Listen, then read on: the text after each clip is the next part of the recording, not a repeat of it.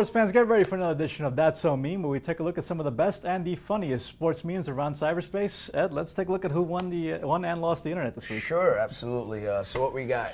Well, we got WrestleMania this past week, and like Manny, this guy went worldwide, by the way. And I think the face really says it all. People keep asking why did they break the streak. Look at that man's face. You cannot buy that kind of heat. You just can't. Do you know what it's like? I now know what 80,000 fans dead quiet sound like thanks to The Undertaker losing. It was awesome. I mean, people are like, why? Just go back and look at this guy. That's why. It was brilliant.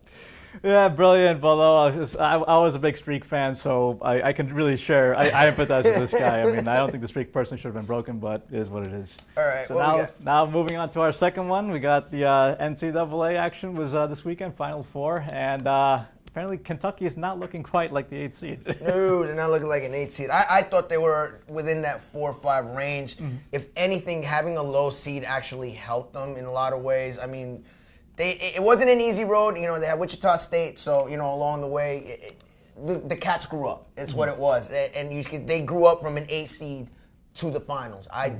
You can't knock the hustle. So.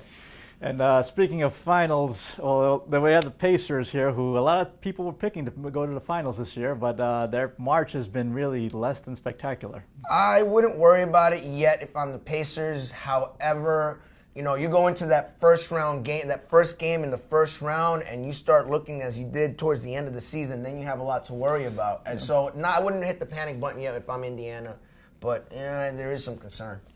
Yeah, but one team that isn't concerned right now in the world of baseball, we have the Seattle Mariners, who have been surprising a lot of people with their 4-1 start. How does an incomplete team start off the 4-1? I think they're an incomplete team. It's like Robbie Cano and a bunch of nobodies as far as I'm concerned. I will say this, completely forgot that Houston was in the division, but I don't see this lasting. I think Yu Darvish comes back and Texas takes over the division. We'll see. And that wraps up this edition of That's So Meme. Remember to tune in next week for more.